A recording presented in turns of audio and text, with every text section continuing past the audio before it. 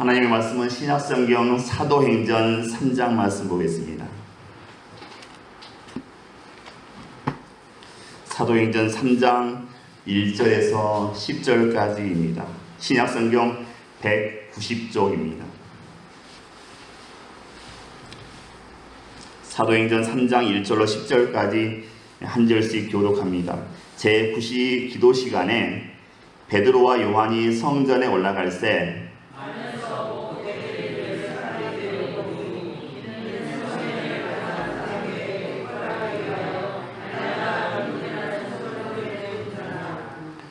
그가 베드로와 요한이 성전에 들어가려 함을 보고 구걸하거늘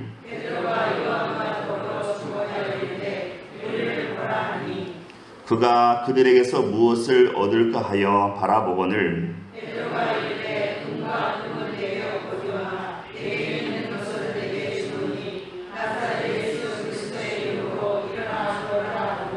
오른손을 잡아 일으키니 발과 발목이 곧 힘을 얻고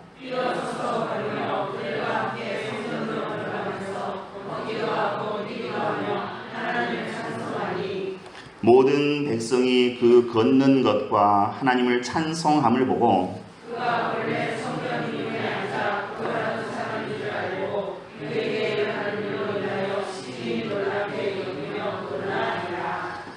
아멘. 유대인들은 보통 하루 3번씩 기도합니다. 베드로와 요한은 이런 유대인의 기도 습관을 따라서 제9시에 기도하러 올라갔습니다. 유대 사회의 하루 개념은 우리와는 다릅니다. 본문에서 제9시라고 되어 있는 것은 오후 3시를 가리키는 말입니다. 유대인은 하루를 오후 6시부터 시작합니다. 그 이유는 창세기에서 하나님께서 천지 창조하실 때 이렇게 말씀하셨습니다. 저녁이 되고 아침이 되니 이는 첫째 날이라, 저녁이 되고 아침이 되니 이는 둘째 날이라, 이렇게 6째 날까지 말씀하십니다. 그래서 유대인들은 이 말씀이 근거해서 하루의 시작을 6시, 오후 6시로 보는 것입니다. 그렇다면 낮 시간이 되는 오전 6시가 유대의 시간으로는 0시가 되는 것입니다. 그래서 본문에 나오는 제9시는 오후 3시가 되는 것입니다. 유대인들은 오전 9시, 낮 12시, 그리고 오후 3시에 늘 하나님의 성전에 나아가서 혹은 하나님의 성전을 향해서 기도하는 그런 습관을 가지고 있었습니다. 유대인들은 해 뜨는 시간이 하루의 시작이 아닙니다. 해 지는 시간부터 하루가 시작하는 것입니다. 그래서 안식일도 토요일이 아니라 사실은 금요일 해 질 때부터 토요일 해 질 때까지가 안식일입니다. 예수님께서 십자가에서 돌아가셨을 때 그때가 금요일 오후 3시였습니다. 조금 있으면 이제 안식일에 들어가기 때문에 유대인들이 이제 총독에게 가서 시신을 치워달라 이렇게 얘기했던 겁니다. 안식일을 더럽히지 않기 위해서. 이제 잠시 후면 안식일이거든요. 그래서 예수님께서 3시에 돌아가시자마자 시신을 치우게 됐던 그런 원인이기도 합니다. 본문에 나오는 이 문은 예루살렘 성전에 들어가는 문이 10여 개가 있는데 그 가운데 은과 금으로 장식되어 있어서 가장 아름답고 또 가장 화려한 문이 이 문이었습니다. 오늘날에는 금문이라고 해서 골든 게이트라 이렇게 불려지고 있습니다. 성전은 하나님이 거하시는 곳인데 그 성전 앞에 안전뱅이가 아주 남루한 옷차림으로 구걸하고 있었습니다. 가장 아름다운 성전 문 앞에서 가장 남루한 옷을 입은 거지가 구걸하고 있는 겁니다. 아주 대조적인 모습이라고 할 수 있겠습니다. 안전뱅이가 다른 장소가 아닌 성전 미문 앞에서 구걸하는 이유는 적어도 그곳에서는 자신을 불쌍히 여기는 그런 사람들이 있기 때문이며 또 그들의 동정을 통해서 배부른 하루, 그런 하루를 소망하고 있기 때문에 그렇습니다. 하지만 성전은 이 안전뱅이에게 근본적인 치료를 제시해주지 못했고 일시적인 처방에 그칠 뿐이었습니다. 실제로 이 안전뱅이에게 있어서 필요한 것은 온전히 치유받는 것, 또 잃어버린 하나님의 형상을 되찾는 것, 태어날 때부터 얻은 비참한 과거를 분석하고 새로운 미래를 만드는 것이었습니다. 하지만 그 자리에서 오랜 세월 구걸했지만 아무도 그에게 근본적인 치료를 해주는 사람은 없었습니다.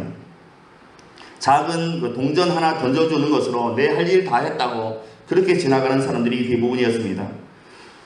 오늘날 많은 사람들이 교회를 찾습니다. 교회를 찾아오는 사람들에게 오늘 하루 필요한 것만 주는 것이 아니라 사실은 교회는 찾아오는 사람들에게 본질적이고 또 근본적인 치료를 해줄 수 있어야 됩니다. 이게 교회라고 생각합니다.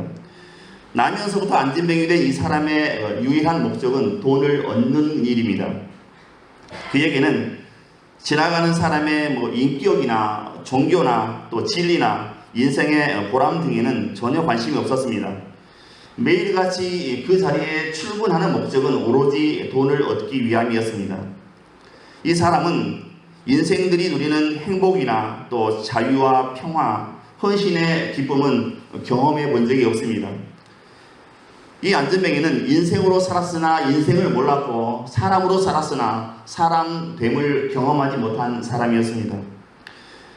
매일같이 교회에 있었으나 교회를 몰랐으며 또 복음을 듣고 다녔으나 복음을 몰랐으며 성경을 읽고 찬송을 불렀으나 실상은 복음의 진수와 은혜를 모르는 사람들과 같습니다.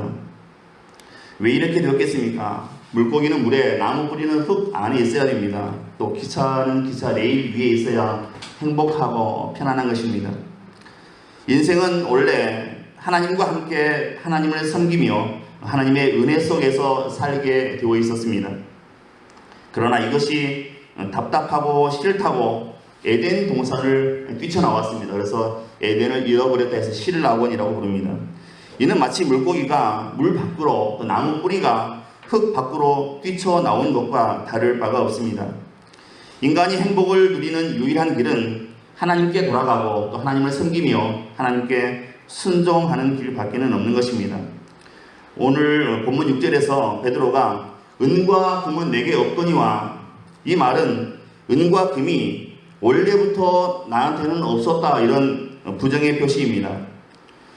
난 은과 금하고는 상관없는 사람이야. 나는 은과 금하고는 거리가 먼 사람이다. 이렇게 베드로가 얘기한 것입니다. 베드로는 자신의 존재를 그렇게 선포했습니다. 이는 성령 받고 삶의 근본적인 변화를 경험한 베드로의 고백이었고 또 함께하고 있는 요한의 고백이기도 했습니다. 또한 하나님의 사람들의 고백이며 이제 막 탄생한 초대 교회의 고백이기도 했습니다. 교회는 본질적으로 물질적인 것들과는 관계없는 그런 조직이고 그런 존재들입니다. 물질적인 것은 중요하지 않습니다. 쾌적한 환경, 좋은 시설, 훌륭한 식사, 다양한 컨텐츠, 번쩍이는 은과 금 같은 것들, 이런 것들은 사실 교회의 본질이 아니다라는 것입니다. 그래서 베드로가 계속해서 하나님의 사람들에게 또 교회들에게 반드시 있어야 하는 본질적인 것, 지금 내가 가지고 있는 교회에 있어야 하는 그 본질적인 것이 무엇인가에 대해서 본문에 말하고 있습니다. 6절에 보시면 내게 있는 이것을 내게 주노니, 한글 번역은 이렇게 되어 있습니다. 내게 있는 이것을 내게 주노니.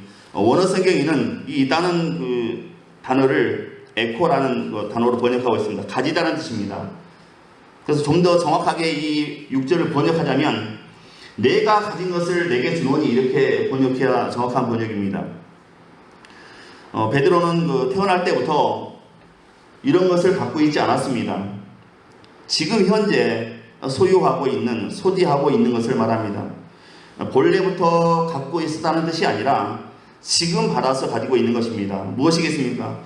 부활하신 예수 그리스도를 통해서 받은 그 이름의 능력입니다. 그것은 불과 며칠 전까지만 해도 이 사도들이 갖고 있지 않았던 것들이었습니다. 그러나 이 베드로와 요한은 바로 얼마 전에 받았고 또 지금 확실히 가지고 있습니다. 예수 그리스도의 그 이름의 능력입니다.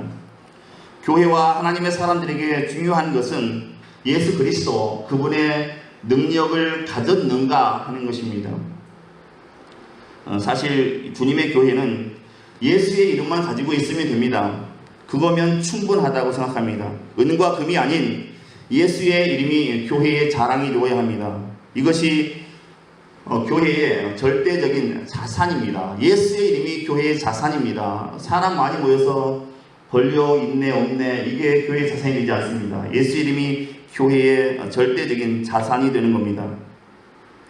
예수 그리스도 안에서만 어떤 방법으로도 풀 수 없는 인생의 문제와 고통이 해결되는 역사가 있게 되는 것입니다.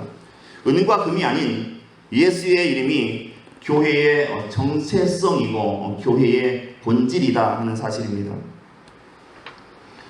미국 인디언과 이스라엘의 유대인들을 비교해서 써놓은 글이 있습니다. 이 아메리카 인디언들은 신대륙을 찾아서 건너온 그 유럽 사람들에게 땅을 다 빼앗겼습니다.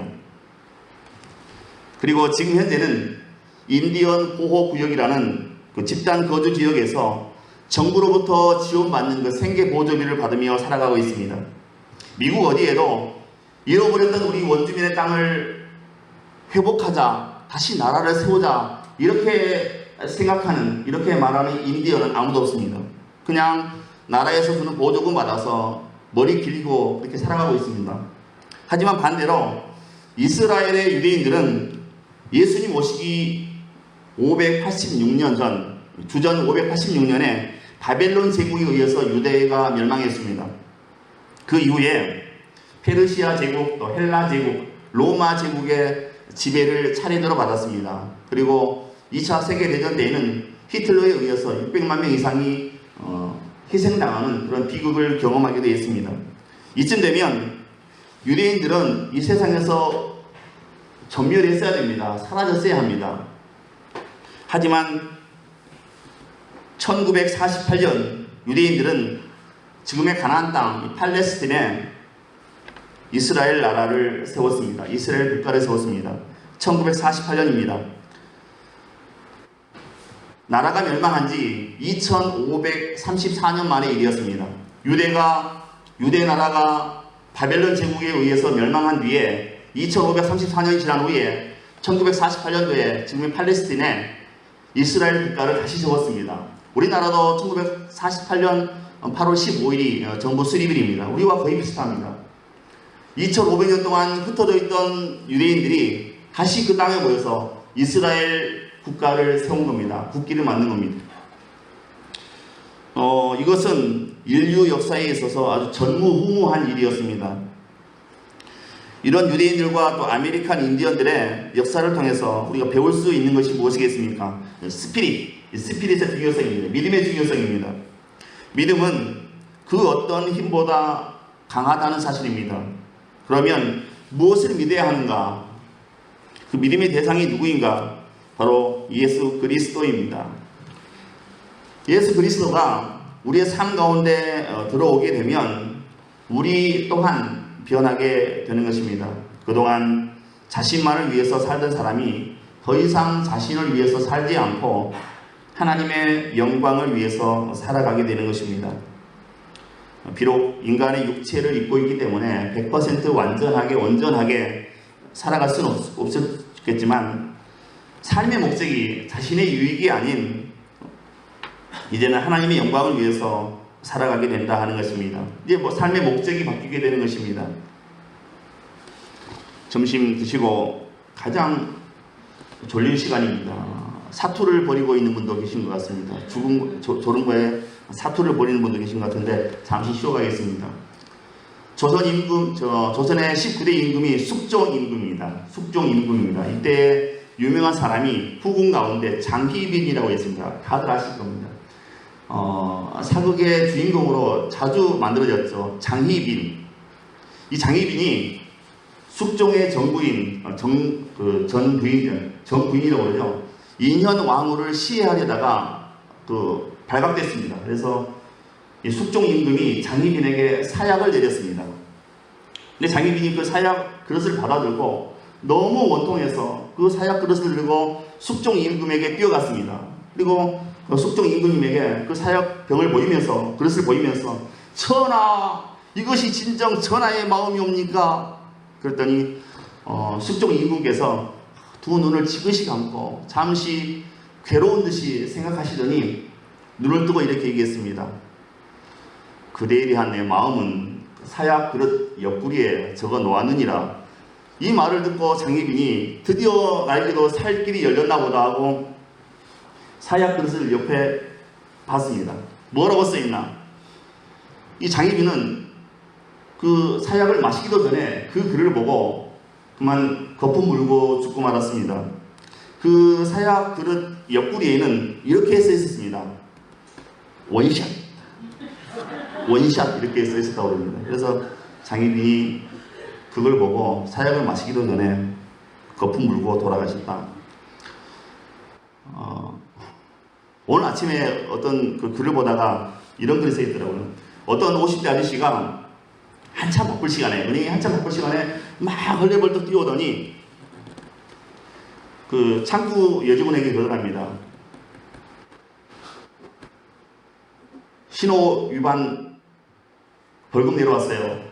과태료 내려왔어요. 그러니까 아가씨가 번호표 뽑아오세요. 그러니까 이 아저씨가 급한 마음에 번호표? 아니 바빠 죽겠는데 번호표? 아가씨가 냉정하게 네 번호표 뽑아오셔야 됩니다. 그러더니 아저씨가 아이씨 바빠 죽겠는데 하면서 씩씩대면서 나가더랍니다. 그래서 가나보다 했답니다. 그런데 잠시 뒤에 아저씨가 막 다시 헐레벌떡 뛰어들더니 아가씨 앞에다가 딱 하나 내려놓는 겁니다. 그게 뭔가 했더니 자동차 번호판을 떼가지고 와가지고 그걸 얼마요? 그러더랍니다. 얼마 내면 됩니까? 그러더랍니다. 번호표 뽑아오라는 소리를 차 번호판 떼오라는 소리로 그렇게 알아들었다고 합니다. 저도 아침에 읽은 글입니다. 안진뱅이가 성전을 찾았던 이유는 안진뱅이라는 그 자신의 육체적 한계 때문에 오직 하루의 양식을 구하기 위함입니다. 그날 양식을 구하지 않으면 이 구걸하는 사람들은 살아갈 수가 없거든요.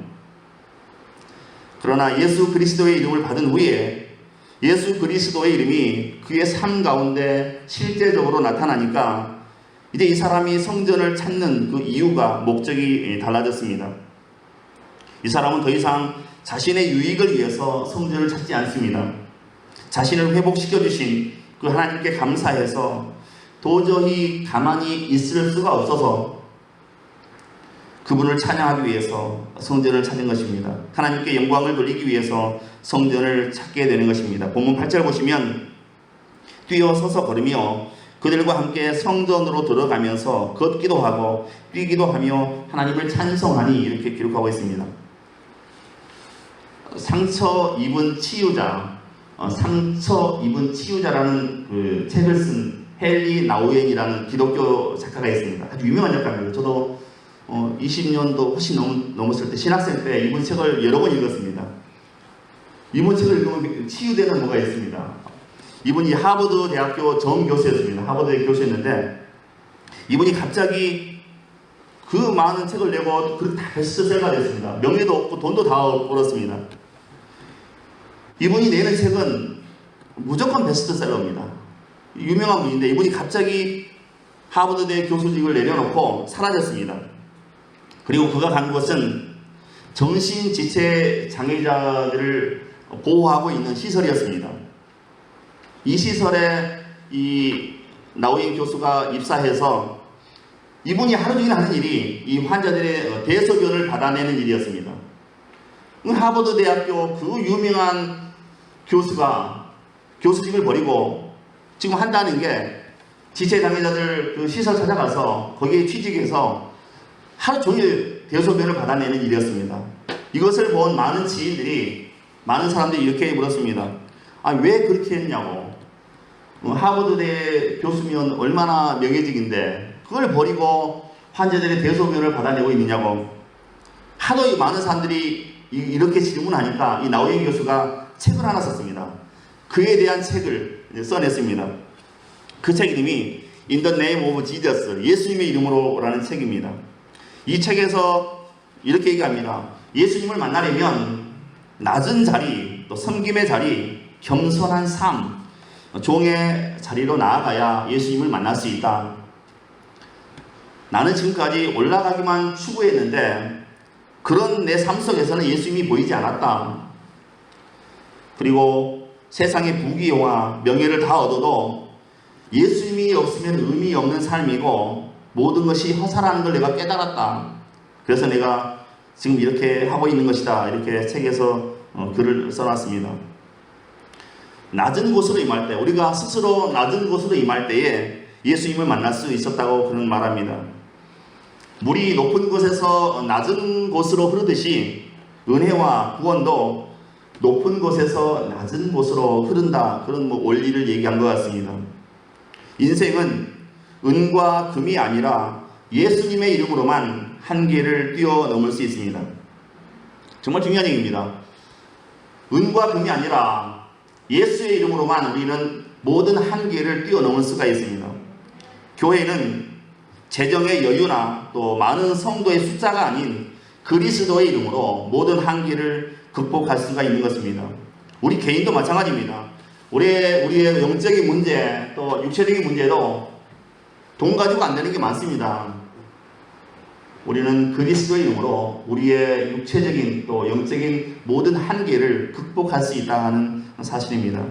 그런데 문제는 여전히 우리 눈에는 예수님의 이름보다 은과 금이 더 크고 귀하게 보인다는 사실입니다. 결국에 교회가 주님께 기도하고 주님과 연합할 때 은과 금보다 예수의 이름이 더 크고 존귀하게 보이게 될 것입니다. 그리고 예수의 이름이 보일 때 한계를 넘어서는 순간입니다. 우리가 살다가 예수 이름이 내 가슴에 와 닿을 때, 예수 이름이 내 눈에 보여질 때, 그때가 모든 한계를 뛰어넘을 수 있는 순간이다라는 사실입니다. 오늘 본문의 이 안진뱅이처럼 버려진 인생, 저주받고 비참한 인생, 땅만 바라보던 인생, 또 사람들의 눈총을 받으며 살던 그 버려진 인생에게도 예수 그리스도께서 오시면 가능합니다. 치유받고 은혜받고 또 새로운 삶을 살게 되는 것입니다. 지난주에 제가 20분 설교를 공약하고 집에 가서 확인했더니 또 30분 설교했더라고요. 그래서 오늘은 맞추려고 가능한 노력을 하는데 오늘도 20분이 지났습니다. 말씀을 정리하겠습니다. 이 세상의 것을 다 가지려고 여러분 애쓰지 마십시오. 많은 것을 가졌으나 정작 필요한 것을 가지지 못해서 망하는 세상입니다. 정말 많은 것을 다 가졌지만 정작 나에게 필요한 것이 없어서 망하는 세상입니다. 한 가지라도 좋습니다. 그런데 그것은 예수 그리스도여야 한다 하는 것입니다. 정말 우리 가운데 예수 그리스도의 그 능력의 이름을 소유할 수 있어야 되겠습니다. 그리하여 우리가 가는 곳마다 기적이 일어나야 합니다. 우리가 가는 곳마다 상처받은 심령이 치유되는 역사가 나타나야 합니다. 우리가 가는 곳마다 화평케 되는 역사가 나타나야 됩니다. 우리가 가는 곳마다 오른손을 잡아 일으키는 그런 능력의 역사가 나타날 수 있어야 하겠다는 것입니다. 오늘 우리가 이 시대에 베드로처럼 능력 있는 예수의 사람이 되어져야 되겠습니다. 오늘 설교 제목처럼 하나님을 기대하며 살아가야 합니다. 오늘 한 끼 해결했으니까 됐다. 오늘 하루 잘 버텼으니까 됐다. 이걸로 우리는 만족하면 안 되는 겁니다. 늘 하나님을 기대하며 살아가야 됩니다. 오늘 하나님께서 내게 역사하실 거야. 오늘 하나님 내게 응답하실 거야. 세워주실 거야. 이런 기대 갖고 살아가야 됩니다. 안진뱅이처럼 오늘 한 끼 해결했으니까 땡큐 이거로 살아가서는 안 되는 겁니다. 하나님을 기대하며 살아가는 우리의 삶이 되어져야 되겠습니다. 하나님께서는 우리를 향해서 늘 준비되어 계신 분입니다. 우리가 준비가 안 됐을 뿐이지 하나님은 우리에게 늘 준비되어 있는 그런 하나님이시라는 사실을 우리가 오늘 말씀을 통해서 깨닫고 이런 믿음 가지고 살아갈 수 있기를 주님의 이름으로 축원드립니다. 기도합니다. 은혜로우신 하나님, 이 시간 우리에게 믿음을 더해 주옵소서. 일생을 살아가면서 은과 금을 쫓지 않고 오직 예수 이름 믿고 예수 이름 의지해서 날마다 승리하는 삶 되게 하시고 날마다 복된 삶이 되게 해 주옵소서. 믿고 감사하오며 예수 그리스도의 이름으로 기도하옵나이다. 아멘.